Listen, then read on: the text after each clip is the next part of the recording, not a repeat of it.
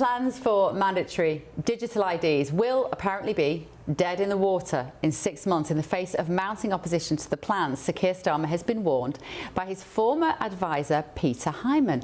Well, I spoke earlier today to Labour MP Alex Ballinger. He was at the Liverpool Labour conference, and I was outside the White House, and this was our exchange. The suspicion is that the numbers which are coming across are being used now as a brilliant excuse to push through digital ID. I've not seen one MP yet be able to explain, no politician can explain how that would help cure the migrant crossing crisis by safe law-abiding citizens walking around with a digital ID in their phone. It doesn't add up. The British people aren't stupid, and there's no way you're going to get consensus on digital ID from the British population. If you don't get that consensus, this policy will not work, will it? You need 100% of people on board with that. At the moment, we've got a petition. I think it's over 2 million people now just saying, I do not comply. What does Keir Starmer do then? So I think digital ID is going to be extremely useful for the British public. It's going to make it much easier for you to open a bank account, to buy a house, to rent a house, to go through all of those interactions that you have with the government at the moment that are quite complicated and difficult. You've got to dig around for those utility bills. It's also, by the way, something that is used in almost every other country in Europe. Everywhere I've worked in the past has had a digital ID. That has been very effective. It reduces the costs on consumers and the costs on the government, so we can invest in other areas as well. And of course, it has the benefit of making it more difficult to work here illegally. Now, I know there's been a petition, and I know some people have raised some concerns. We should absolutely be talking to people and making the case about why this is not an infringement on your civil liberties. You give way more data away to social media companies, to tech companies, to other private individuals than you might be in the case of the government in this ID, and it will be making people's lives easier. It will help us reduce illegal migration, and I think once people understand the policy a bit more, they'll realise that and support it. I'm not sure whether I don't know whether you just lack imagination or whether you genuinely believe what you're telling me here, because it is a very small step between a digital ID and a social credit system with the British people beholden to a government that has powers beyond your wildest dreams of how you can control the population. And I ask you again, if 100% of the people in this country don't support it, what happens then? Are you going to put over 2 million people in prison if we don't have a digital ID? So I think we should be talking about some sort of dystopian sci-fi novel. The digital ID is not mandatory. You're not going to have to carry it around in your pocket.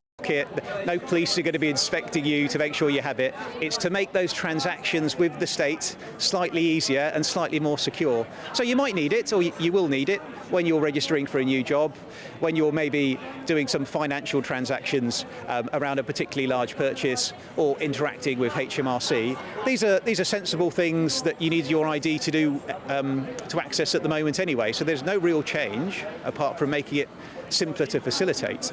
I honestly don't think when people really understand the policy and they ignore the scare stories that are being put out by particular people on social media, if they understand the simplicity of this thing, that they will oppose it. Well, I disagree with you on that, Alex, but I appreciate your time enormously today from the Labour Party conference. Thank you so much. That was Alex Ballinger, MP there for the West Midlands, and he talks about, well, it's not a dystopian sci-fi novel, is it? It is, Sarah. It genuinely is a dystopian sci-fi scenario, potentially. I mean, the warnings from some within Keir Starmer's own party about the potential damage that these digital IDs are going to do. The mood music from the UK is just not good around this for Starmer. And this is not going away. Now, plans by Sir Keir Starmer to roll out mandatory digital ID cards for UK workers have been met with widespread backlash from across the country. And now we can report that over 2.5 million people have signed the petition against their introduction. Now, an exclusive polling seen exclusively by GB News, courtesy of our friends at Electoral Calculus, proves that the opposition is across the political and the age divide.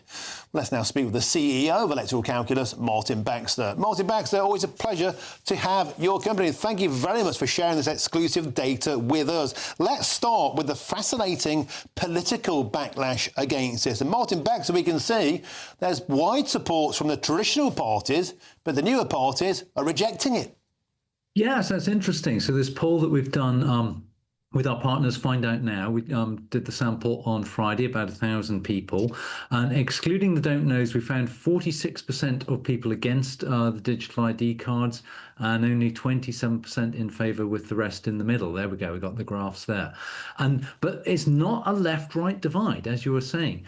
That interestingly, both Labour and Conservative voters, by a small margin, support the plan. But Reform voters, Liberal Democrats and Greens, are all against by quite heavy margins. Reform voters particularly against. But if Keir Starmer's aim is to get maybe some Reform voters back to Labour and persuade Lib Dems and Greens to support him, this is actually not the sort of policy that's going to do it. Those voters, the key ones he's trying to attract, are repelled by this policy. So it just goes to show politics is sometimes a bit more complicated than you expected. We thought it might have been a straight left-right split, but it isn't. It's more complicated than that. The old centre parties are for it, they're quite evenly balanced, and others are against. Martin, the age split, to me, is absolutely fascinating. We're led to believe this is old duffers who don't like change. In actual fact, the rebellion is being led by the younger voters, and perhaps, Martin Baxter, that's because they remember the pain that lockdowns caused them. Isn't that interesting? Yes. So we see that amongst the age 18 to 39s, over 50% oppose and fewer than 20% support. But all age groups are opposed, but the younger generation more opposed than anybody else. So again, quite interesting findings that maybe we wouldn't have expected. But as you say, it may be to do with lockdown or other attitudes amongst the young. But it's neither the young nor supporters of other parties are really groups that Labour should be trying to reject at the moment. So it's excuse me. Martin, So as you say, what's fascinating about this, Martin, is that the Labour Party is putting itself out there as it wants to lower the age that you're eligible to vote, and they thought that was a shoo-in. That could backfire because Jeremy Corbyn's party, the Greens, Nigel Farage's party, seem to be attracting a lot of younger people, and precisely this kind of policy is repelling young people. Yes, I mean, the trouble with being the establishment party, which Labour to some extent now is, in some ways it's good. It means you get lots of the establishment behind you. But younger people are always looking for something to rebel against, and Labour could be that something. So it's Labour can't take the youth vote for guaranteed, I'd say. Beautiful stuff, Martin Baxter. Always a pleasure. Thank you for your company as ever.